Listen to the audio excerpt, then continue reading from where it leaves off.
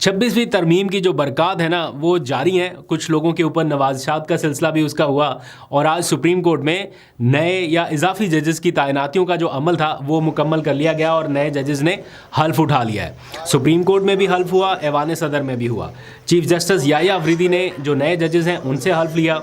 Senior जजेस भी इस मौके पर शरीक हुए। हालांकि कुछ लोगों को लगता था कि शायद जो 4 जजेस जिन्होंने ख़त लिखा था कि जनाब ये जुडिशल कमीशन का इजलास ना बुलाया जाए, नए जजेस की अपॉइंटमेंट अभी रोकी जाए, तो शायद वो शरीक ना हो, लेकिन वो जजेस भी आज मौजूद थे।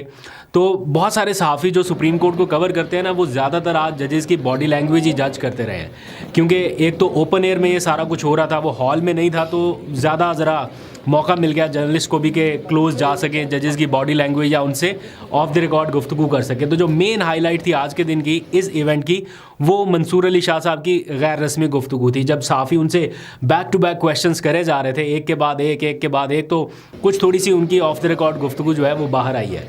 ख़ास तौर पर एक ऐसा मौका जब उन्होंने एक सवाल का जवाब देते हुए कहा, जब उनसे पूछा जा रहा है रिज़ाइन के हवाले से कि इत्तलात है रिज़ाइन की, तो उन्होंने कहा कि लड़ेंगे, जाने वाले नहीं हैं। बड़े आसान और सादा लफ्ज़ों में बताया कि रेजिस्टेंस जो है वो सिस्टम में रहते हुए जारी रहेगी। आज एक क्लिप सोशल मीडिया पे काफ़ी वायरल है जिसको कुछ लोग स्लो मोशन करके दिखा रहे हैं, कुछ लोग उसके ऊपर अपने अपने तबसरे कर रहे हैं, और वो है याह्या अफरीदी और मंसूर अली शाह का एक लम्हे पे एक दूसरे को क्रॉस करना। उस मौके पर कुछ लोग स्लो मोशन में ये बता रहे हैं कि बड़ी नागवारी का इजहार किया गया मंसूर अली शाह की जानिब से और काफ़ी दूरी दिखाई गई है। मैंने वो वीडियो का ओरिजिनल हिस्सा देखा, आपको भी यहाँ पे दिखा देता हूँ। तो उसमें मंसूर अली शाह जो हैं वो चीफ जस्टिस को कह रहे हैं कि वेरी वेल डन, मुबारक हो। वेरी वेल डन, मुबारक। वेरी वेल डन, मुबारक। अब पता नहीं तंज में कहा है या कोई और बात है, ज़रा आप भी देख लीजिए, लेकिन लोग इसके ऊपर बहुत सारे तबसरे कर रहे हैं। आज मंसूर अली शाह से सहाफ़ियों ने कुछ और सवालात भी पूछे। ये कहा गया कि इत्तलात हैं कि आपके ख़िलाफ़ कोई रेफरेंस आने वाला है जिसके नतीजे में आपकी सुप्रीम कोर्ट से बरतरफी हो सकती है।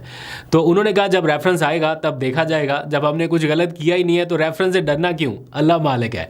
और फिर उन्होंने कहा कि हमारा किसी से कोई ज़ाती इनाद या इख्तलाफ नहीं है, लेकिन अगर कमरे में खड़ा हुआ या कमरे में मौजूद हाथी किसी को नज़र ना आए तो फिर क्या कह सकते हैं। मतलब कोई ऐसी चीज़ नहीं है कि अंडर द कारपेट डाल दी जाए। ये इतना बड़ा इशू जो इस वक्त अदलिया में खड़ा हुआ है तो उसको एक हाथी से तशबीह दे रहे हैं कि कमरे में एक हाथी खड़ा है और अगर किसी को नज़र ना आए तो फिर हम क्या कह सकते हैं। फिर सहाफ़ियों ने उनसे पूछा कि जब उनकी सहाफ़ियों की चीफ जस्टिस से मुलाकात हुई थी उसका हवाला देके उन्होंने कहा कि चीफ जस्टिस आपके बारे में ये कहते हैं कि जो ख़त लिखने वाले जजेस हैं वो पैनिक कर गए हैं। तो मंसूर अली शाह साहब ने कहा कि हाँ देखें अभी भी इस वक्त मेरे हाथ पांव कांप रहे हैं। तो वो हर सवाल का बड़ा बर्जिस्ता जवाब दे रहे थे और जर्नलिस्ट के साथ उनकी ऑफ द रिकॉर्ड काफ़ी बातचीत हुई। अब देखते हैं इसको किस तरह से मीडिया में लिया जाता है या किस तरह लोग इसके ऊपर तबसरे करते हैं, लेकिन ये टॉक ऑफ द टाउन है। खैर ये था आज का सुप्रीम कोर्ट का अहवाल। इसके बिल्कुल साथ पार्लियामेंट की बिल्डिंग है, वहाँ पर भी डिस्कस करते हैं, लेकिन उससे आगे है ऐवान सदर। ऐवान सदर में आज डोगर साहब ने हल्फ उठा लिया, जो इस्लामाबाद हाई कोर्ट के कायम मुकाम चीफ जस्टिस बने या एक्टिंग चीफ जस्टिस का उन्होंने आज हल्फ लिया आसिफ जरदारी से। अब आप देखें कि जो चीफ जस्टिस हैं उन्होंने आसिफ जरदारी साहब से हल्फ लिया, इसकी मंजूरी भी उन्होंने दी।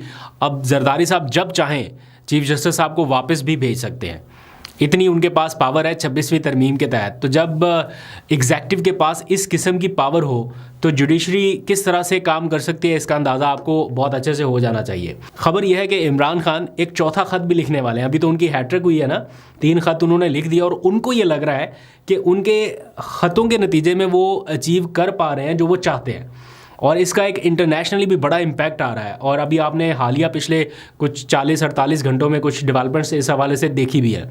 अब मुझे तो एग्जैक्ट नहीं पता, लेकिन सलमान अकरम राजा ये बता रहे थे कि या गालबन सलमान अकरम राजा हैं या बैरिस्टर अली ज़फ़र, दोनों में से किसी एक का कोई बयान मैं देख रहा था कि इमरान खान एक चौथा ख़त भी लिखने के बारे में सोच रहे हैं। और अभी मुझे नहीं पता कि वो चौथा ख़त भी इन्हीं के लिए होगा जिनको पहले 3 ख़त लिखे गए हैं, या ये अब कोई डिफरेंट सीरीज़ वो शुरू करने वाले हैं।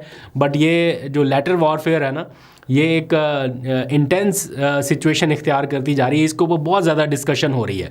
और आप देखें कि वहाँ से भी रद्द-ए-अमल आया जिनके लिए वो ख़त लिख रहे थे, तो दैट मीन्स कि इसकी इंटेंसिटी बढ़ती जा रही है। आखिर में ज़रा सा जिक्र सहाफ़ियों के एहतजाज का, फिर शेर अफजल मरवत का पूरा आप क्लिप सुन लीजिएगा। आज सहाफ़ियों ने बड़ा भरपूर किस्म का एहतजाज किया रेड जोन में पीका एक्ट के ख़िलाफ़।